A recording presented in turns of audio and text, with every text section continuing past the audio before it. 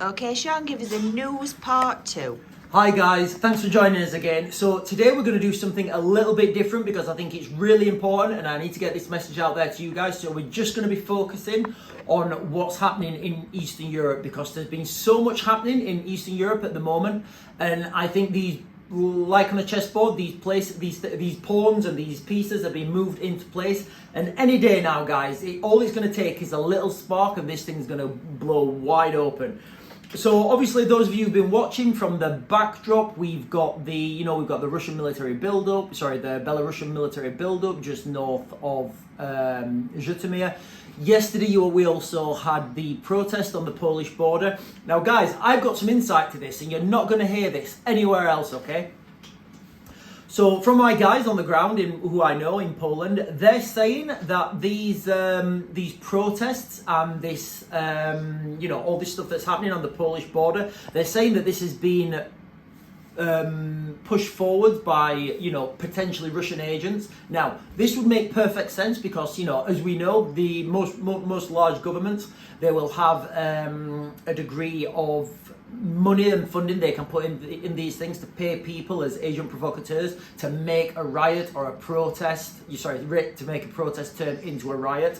So that's what we know, guys. So from the Polish border, there's Russian agents working inside Poland to try and destabilize things.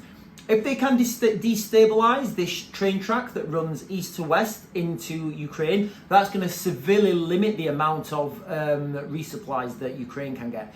Don't forget, if that's doubled up with a push down from Belarus by the Belarusians to Zhytomyr, this would totally sever Ukraine's supply route. The Russians in the east are just fortifying Avdiivka at the moment. Now they've got that foothold and that stronghold, the strategic position of Avdiivka. At any time that the Russians choose now, they can push forwards, and there's very little to stop them between where they are on the front line and Kiev. With that, guys, you've got to have a look now at the perception from the Russian side of this. They're looking at the UK now, and the Russians are laughing. It's all over Russian state media, this missile failure.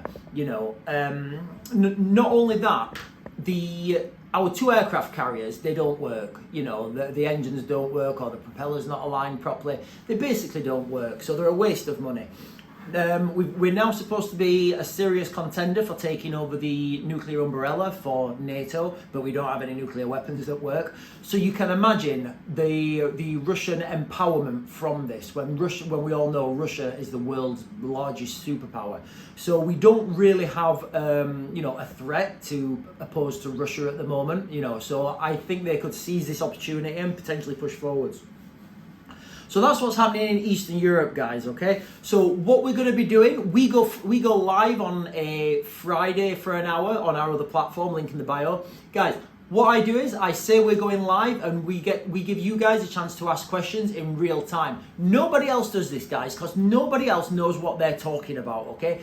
People, most these influencers on this platform or any others, they'll look at an article, they'll devise their opinion and then they'll say it. We don't do that, guys, okay? I will tell you what's happening in real time on our live stream. So, guys, if you've not done already, go and follow us on there. And if you're there from our other platform, don't forget to like and subscribe, guys, okay? It really helps us when you do that, and share this video. It helps get the message out. And any other conversation topics you want us to address, please let us know, guys. But I just wanted to be very clear on this and focus on one specific area because it's really important, and I feel this could happen at any time. Guys, one more thing I did want to mention. A few people have, this is for people in the US actually, slightly off topic. When was it? Last week on our live stream, we mentioned in the UK our internet services are going off, but we're not hearing anything of it on mainstream media. And when I mentioned this on our live stream, it was almost like everybody around the country, all their internet services are on and off all the time. We've just heard from some people in the US saying that their AT&T's down.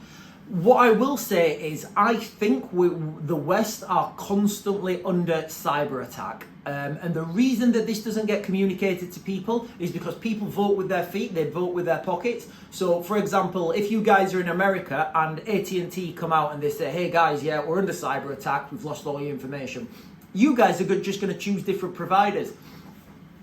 What we're finding as well is here in the UK that the banking systems, so you know how you pay with your phone, you know, whatever it is, these are always going down as well, and nobody's talking about this on mainstream media. And I think we are constantly under cyber attack. Let me know what you guys think in the comments below. Are we under constant cyber attack? Is this war looming, or don't I know what I'm talking about? Guys, thanks for joining us, and I'll see you guys tomorrow.